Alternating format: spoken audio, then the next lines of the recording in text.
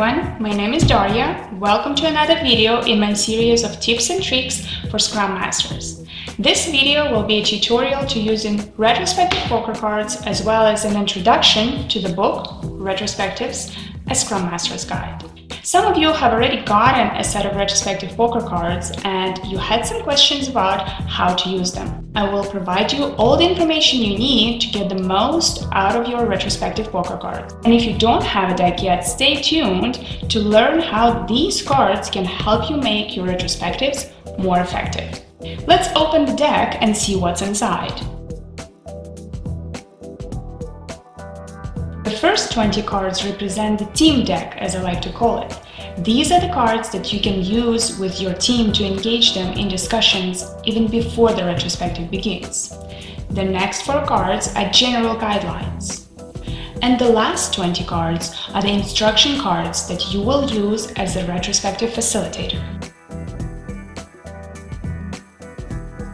The team deck gives you a quick recap of all the techniques in retrospective poker, as well as some quick indications that will help you to choose a technique.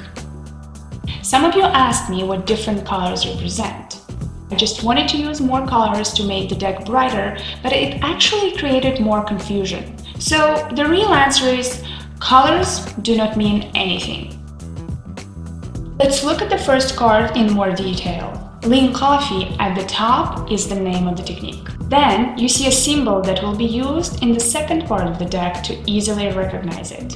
Just below the symbol, you can see the main discussion points this technique focuses on. And below is a short description that tells you how the technique will be run. The next 2 indicators are duration and difficulty. Let's look at the duration. What's the longest duration for a retrospective? I turn to the Scrum Guide for reference. For 1 month sprint, a regular retrospective duration would be 3 hours. Nowadays, most teams have 2-week sprints, which means that the longest retrospective is around 1.5 hours. On the cards, that would be indicated as the longest. If you look at the shortest duration as on the Lean Coffee card, then you can count on 30 to 40 minutes technique.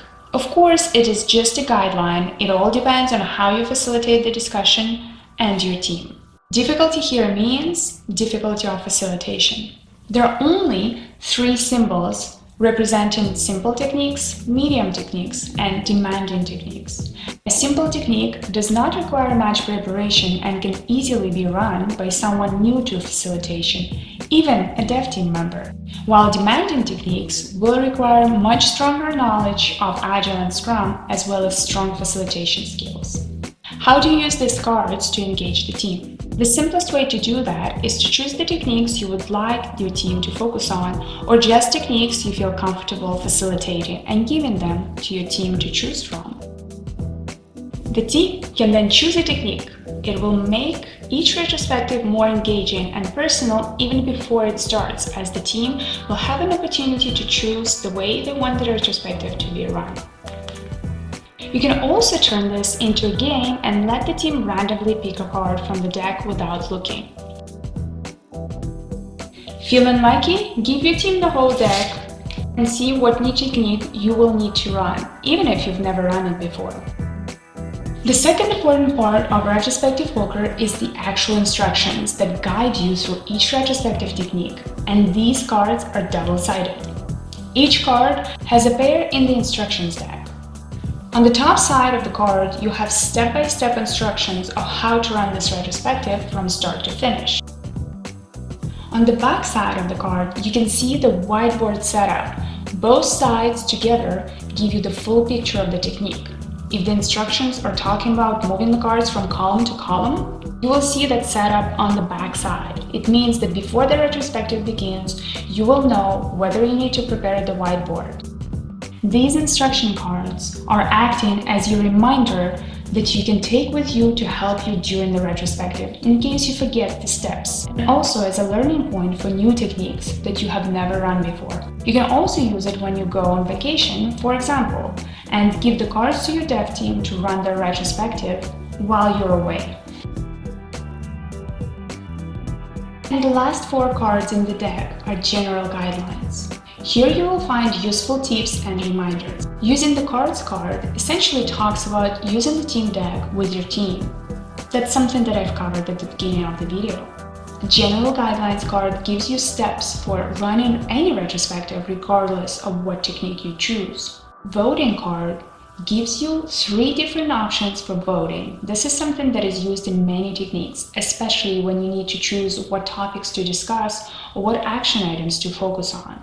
And the last card, Sources of Inspiration, gives recognition to all amazing ideas that helped me create 20 different techniques for this deck. And that covers the retrospective poker tutorial. Luckily, cards can become even a more effective tool in combination with the book that I published, Retrospectives, a Scrum Master's Guide. Let's review what's inside. When I started writing the book Retrospective, I wanted it to become a perfect companion for retrospective poker and still be an independent product that can be used without the cards. This is exactly what you get.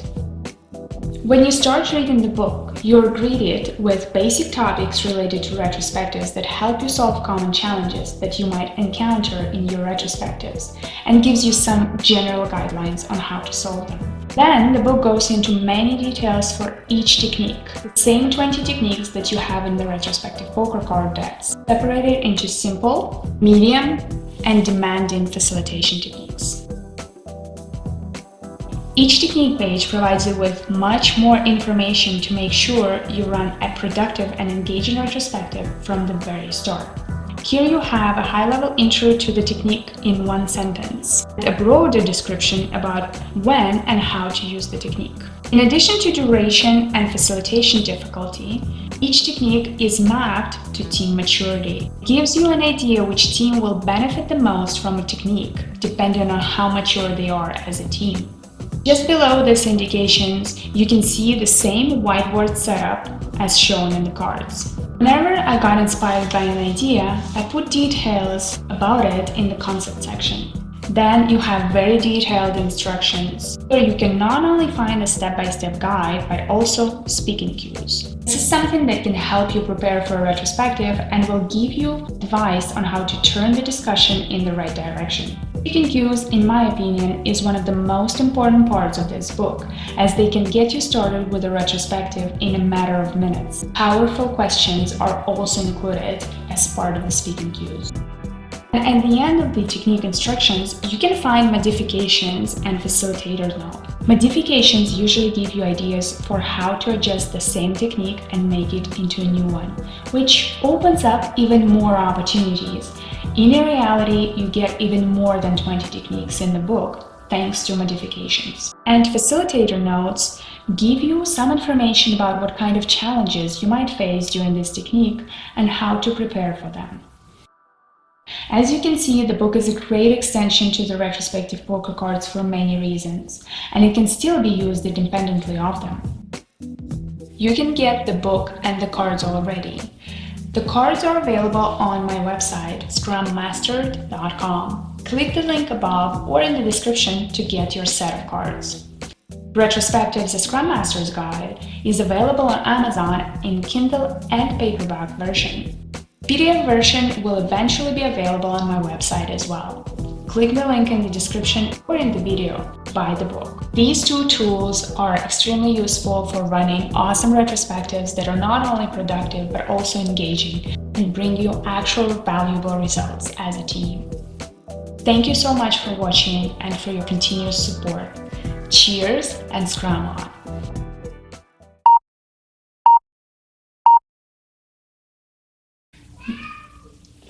Boss.